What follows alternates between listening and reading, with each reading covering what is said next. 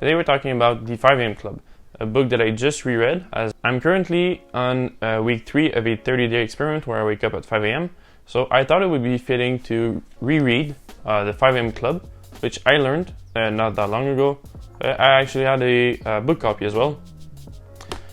The first time I read that book was in 2016 when I started my first company, which was a clothing brand. And I thought that in order to have a productive day, and a day that was gonna be as bright as the orange on this book, I absolutely had to wake up at 5 AM. And I still remember the first time I tried to do so. I woke up at 5 AM, decided that I was gonna take a 4-hour power nap, woke up again at 9 AM, and decided I was never gonna wake up at 5 AM for the rest of my life. But here I am doing a 30-day experiment where I do wake up at 5 AM. This book was interesting because unlike most self-help or non-fiction books that are usually more like just informative, this book is written as a story, so it was interesting. And it's written by none other than Robin Sharma, our good friend Rob. And so we basically follow this billionaire and his 2 friends, and he's teaching them the benefits of waking up at 5 AM. Thankfully, most of these tips can be applied regardless if you wake up at 5 AM or not. That's why I wanted to share some of them with you guys. At around the beginning of the book, the billionaire tells his 2 friends that if they meet him at 5 AM every morning, he'll share with them the secret to having a successful life. And the next day, his 2 friends show up at 5 AM and they ask him, so what's the secret? And he then tells them that he's already shared the secret with them. And that secret is waking up at 5 AM. He explains that by waking up at 5 AM, they're giving their brain a huge advantage. And he brings a scientific concept to explain this morning advantage, which is called Transient Hyperfrontality. So this is a state that helps you get into flow, which if you don't know what flow is, you can check out this video that I made on the 4 states of attention of our brain. But basically flow is a state where you're hyper-focused, time flies by, you're extremely productive, extremely creative. So it's a good state to aim for.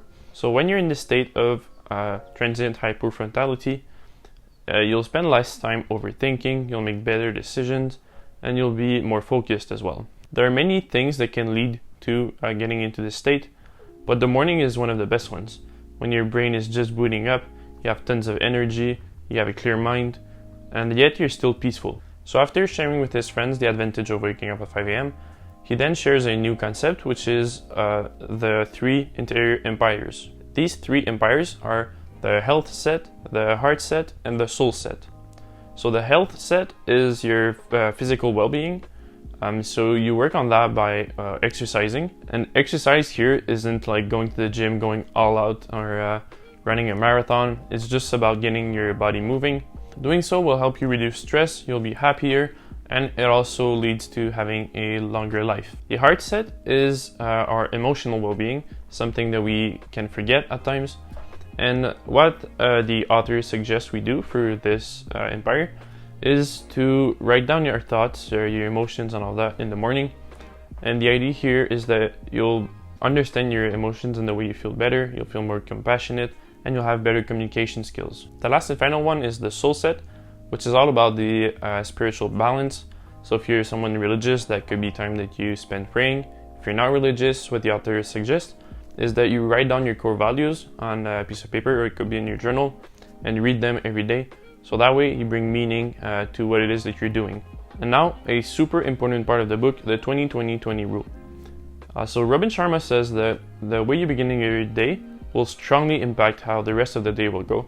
And he calls the first hour of your day the victory hour. And if you're like me, you might be wondering, well, what am I gonna do if I wake up at 5 AM? And he has a rule for this, the 20-20-20 rule. What the author suggests is to spend 20 minutes on movement, so getting your body moving, 20 minutes on mindfulness, and 20 minutes on learning. So the first step is getting your body moving. Doing so in the morning will help reduce cortisol levels, which will help you feel less stressed. We then spend 20 minutes of mindfulness, so this is just time you spend reflecting. You can do things like meditating, you could be writing in a journal, it could be just thinking of a problem you're trying to solve, and this is a good time to do so because in the morning you're actually a lot more creative, like we talked about earlier. It can be also just thinking about what you have to do for the day, so planning your day out, And finally, you want to spend 20 minutes of learning. This can be reading a book, watching online courses. It can be whatever you want. But you really want to make sure that you're focused on learning. Morning is a really good time to do that because no one's awake, and if you try to wake up at 5 a.m., you'll see it's incredibly peaceful at that time. The 20-20-20 rule is a framework which you can adapt to yourself. So you don't have to follow this exact structure. If you want to start by writing in your journal and planning your day and then work out afterwards, you can do that. The order doesn't really matter. What really matters is that you don't spend your first hour mindlessly scrolling to social media. You really want to make sure that you have this set of time to set up your day properly. Like I said, I reread this book in the context of a 30-day experiment. The last one I did was a meditation. It was super interesting. If you haven't checked the video, go check it out.